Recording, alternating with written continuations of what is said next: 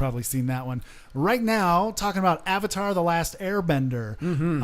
And this one, it has Zach Tyler, who is the kid from, the blonde kid from Tool Time. Not Tool Time, but the show that show is on. And I can't remember it. I don't know either.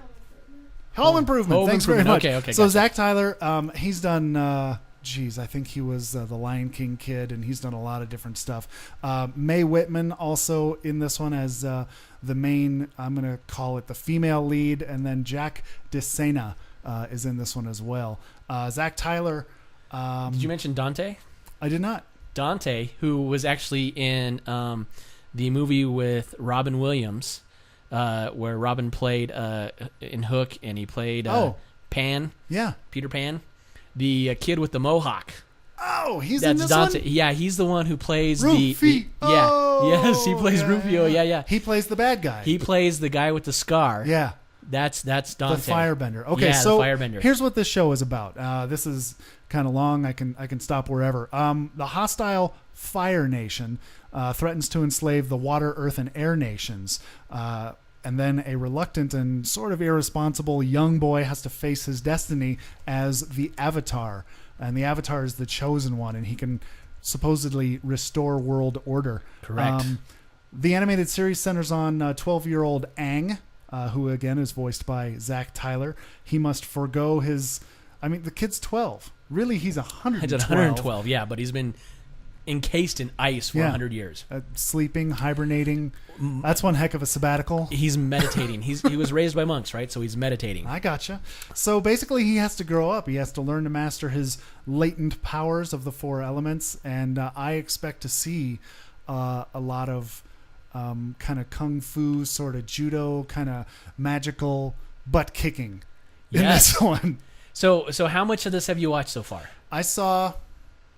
did you start with first season, first episode? I did start the first season, first episode. I've just seen 2.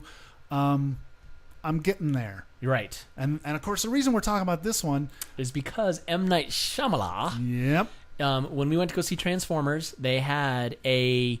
what do you call that thing? They had a trailer. Yep. for M. Night Shyamalan's version of Avatar The Last Airbender. Yeah. And it was an awesome trailer. Yeah. And it really got you into it. Not only that, it's M. Night. M. Night. Yeah. M. Night. So that's that is well worth it right there, because I like him as an actor. As a director and a writer, producer. He does cameos in just about everything that he... Yeah, he's like an Alfred Hitchcock. Yeah. Yeah. Just kind of sticks himself in there. He does really great stories. He does. So that's why I'm glad that he picked this up. Yeah. Because we also brought Avatar up when we had our guest, our magician, our weird magician. Yeah, bizarre magician, yes. Brian Brushwood, yep. He is a huge fan of this. When he first saw it, thought it was, it's really kid-like. Why watch it? He now will spend hours watching episode after episode on his DVD. So I would catch this from time to time on Nickelodeon because we know that I'm a huge TV fan, and I just surf through and I watch and consume a lot of television whenever I can. And I would watch episodes of this. I would stop when this was on Nickelodeon and I would come across it because it just caught my attention. This is a few years old too. Yeah. It's older now. It only did three seasons. Yep. But it's still a good story. It's fun. It appeals to the child because it's got really ridiculous childish humor in it. Yeah. And, Aang does really stupid things. Mm-hmm. And you're like going, that's just not funny. Yeah. But I imagine if I was 10, that would be freaking hilarious. Yeah. But there's also some deeper meaning. There's deeper story to it. Mm-hmm. It's a lot. It's something that an adult can sit and watch. Yes. As is witnessed by me sitting there watching and I kind of went into it thinking, okay, Brian Brushwood, pretty cool guy, seems to think this is all right. Right. Is really into it, plus the M. Night thing, so I want to know that story. Yep. So that's why I'm watching it. Yeah. And And it's childish. Yeah, it's kind of a goofy animation. But it's got some adult humor. Yes. It's got some adult content. You can see a romance kind of starting, right? Yeah, absolutely. But you're not sure yet because, he's 112 and she's like 15 or 16. But he looks like a 12-year-old kid. He does. Yeah. So, who knows what's going to happen with that, right, as you watch it and you get into it more. I enjoy Avatar, The Last Airbender. I like the concept of the earthbenders, the waterbenders, the firebenders, and the last airbender. Tell the folks what bending is. So bending is the capability of using like the martial arts in a sense to manipulate elements. Mm-hmm. And you would manipulate fire by doing certain moves that are martial art types of moves. So it's got that martial art sense like Afro Samurai does. Yeah. But it's now taking the elements and being able to bend the elements to help with your fighting. Yes.